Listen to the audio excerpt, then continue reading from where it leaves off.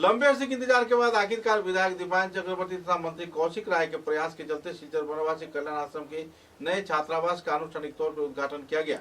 इस दिन बराक घाटी के जाने माने व्यक्तित्व तथा दूसरे कई हस्तियों की मौजूदगी में अखिल भारतीय वनवासी कल्याण आश्रम के सांगठनिक संपादक अतुल योग सह दूसरे कार्यकर्ताओं की मौजूदगी में उद्घाटन कार्यक्रम संपन्न हुआ। 50 लाख रुपए की लागत से यह हॉस्टल का निर्माण कार्य किया गया, जिसमें विभिन्न भाषा गोष्ठी के छात्र छात्रा रहकर अध्ययन कर पाएंगे।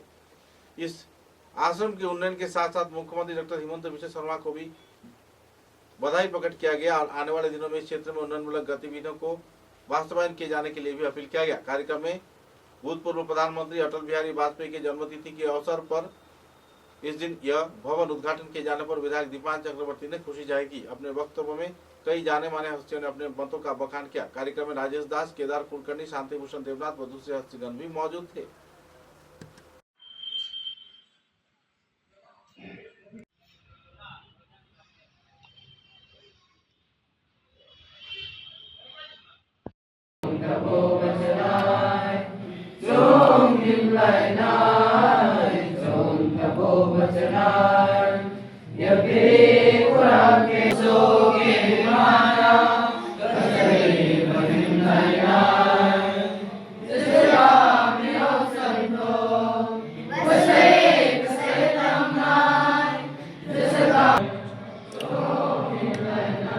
बलं विश्वाभिरक्षितं पर्याप्तं तदवेदेशं बलं भीमाभिरक्षितं। হোস্টেলের কাজ হয়েছে, সেই হোস্টেলের জন্য সরকার 50 লক্ষ টাকা দিয়েছিল এবং সেটারই আজকে আমরা সবাই মিলে উদ্বোধন করলাম। আপনাদের মূল কার্যক্রম 11:30 থেকে শুরু হবে। আমারও কিছু আজকে দিনে অন্যান্য কিছু কার্যক্রম আছে, নিজের সমষ্টিতে অন্যান্য কাজ আছে, এই জন্য আমি একটু আগে দীপায়নদা আমাকে বলেছিলেন 26 তারিখে হলে ভালো হয়, কিন্তু 26 তারিখে আমরা কেউই থাকবো না। 26 তারিখ আমাদের স্টেট এক্সিকিউটিভ মিটিং, এই জন্য আমরা সবাই চলে যাব। আপনাদেরকে একটা কথা বলতে অত্যন্ত বা কল্যাণ আশ্রমে যখনই আমরা আসি অত্যন্ত ভালো এটার জন্য লাগে যে কল্যাণ আশ্রম শুধু শিলচরে নয়, ভারতবর্ষের প্রত্যন্ত অঞ্চলে যেখানে নিজের সনাতনী সভ্যতার ছেলেমেয়েরা আছেন, যারা সংকটে আছেন, পড়াশোনার দিক থেকে দূরে আছেন, সেই গ্রামে হোস্টেলের নির্মাণ করেছে।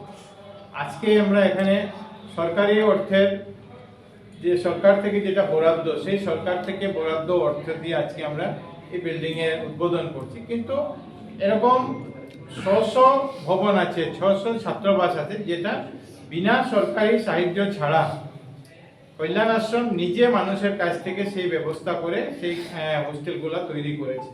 আমরা জানি যে আমাদের এখানে হোস্টেল, পুরানো হোস্টেল আছে, অনেক বছর থেকে এখানে ছাত্ররা এই ছাত্রাবাসের কাজ চলছে। আমাদের জেলায় হাওয়াইথাঙ্গেও সেই জায়গাতে সে আছে, কিন্তু আগের যে সরকার ছিল সেই সরকারগুলি সেই বিচারধারা অন্য ছিল, অন্য বিচারধারার সরকার ছিল, যে জন্য কোনো সরকারি সাহায্য কেউ করতেন না।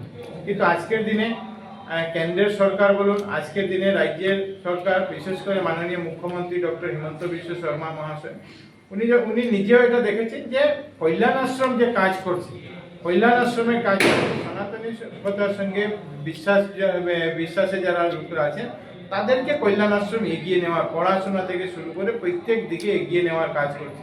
এবং অতুলজি এখানে আছেন, উনি বহু দিন থেকে প্রচারক হিসাবে উনি কাজ করছেন এবং এভাবে অতুলজির মতো হাজার হাজার লোকরা, 100 প্রচারকরা বিভিন্ন জায়গায় ঘুরে ঘুরে তিলে তিলে কল্যাণ আশ্রমকে এই জায়গায় পৌঁছে দিয়েছেন, যাতে আমরা উপজাতি, বিশেষ করে উপজাতি ছেলে মেয়েদেরকে যাতে আমরা শিক্ষার সঙ্গে যুক্ত করতে পারি, তাদেরকে এগিয়ে আনতে পারি।